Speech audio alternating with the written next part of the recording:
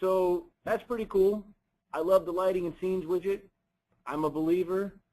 I want you guys to know that those two together are really, really powerful. But Equinox and the lighting and scenes widgets really aren't just pretty and functional.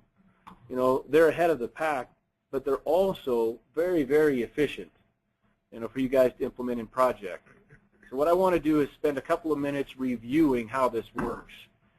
So as you see on the imagery across the top, you know, in its most basic form, there are 3 steps to make this happen.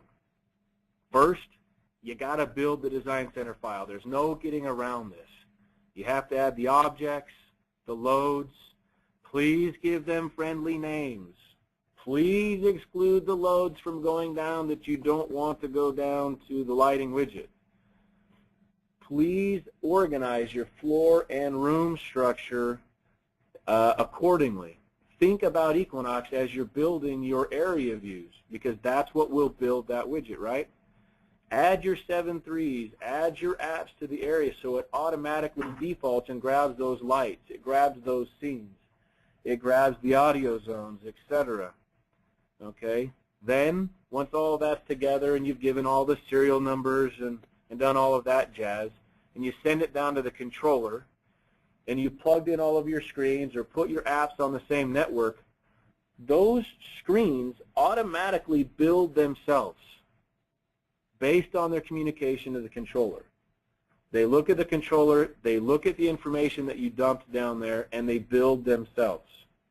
That's very different from the old world, where you picked a screen, you said drag this button here, make it this big, make it this color, add this text, drag it around, force navigation here. That's all gone. That doesn't happen like that anymore. It's automatically built because of the widget environment or the mini widget environment on 4.0s. We do all the heavy lifting for you so that you can get in and out of jobs quickly.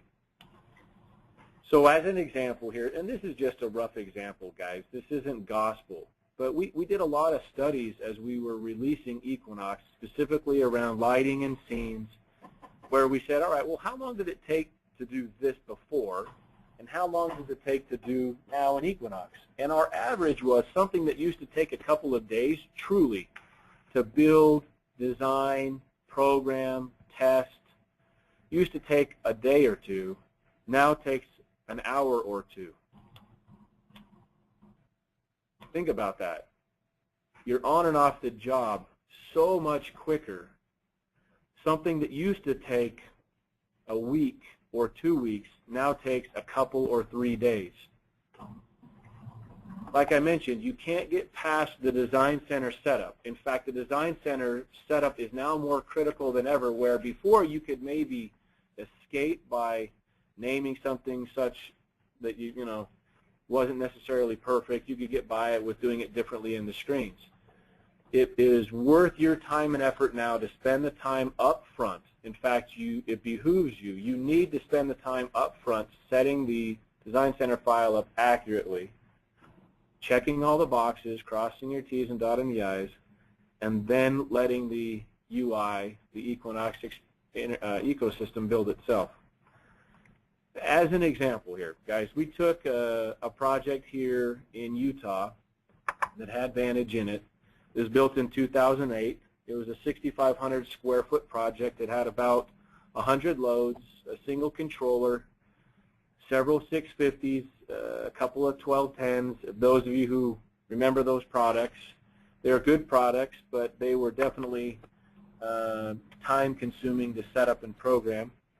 It had 9 audio zones, a few HVAC zones, and a really nice home theater. Roughly, the entire retail cost, including product and installation and programming, at a retail cost was about $100,000 to $105,000. So it was a fully integrated system. What we did is we took that same system and we changed some stuff out and redid our tests. And we did it based on this year's product set. So instead of the standard modules, we put in the SDM12s, which we know has more loads on it, Right? So we're more efficient at our lighting capabilities with the SDM12s because it's not just 8 loads. We changed out some of the keypads to add EQ40. And we added Equinox 7.3 touchscreens instead of the 650s. And we added iPads instead of the 1210s. We did the change out. So many of you have even been through this. And as we looked at it and compared the costs on retail, this one for this year averaged right around $80,000. So a savings roughly between $20,000 to $25,000. Now, the difference there was roughly $3,000 to $4,000 in modules. It was almost $14,000 in touchscreen savings alone. It was $3,000 savings in the audio sources, and it was $3,000 savings in the programming time.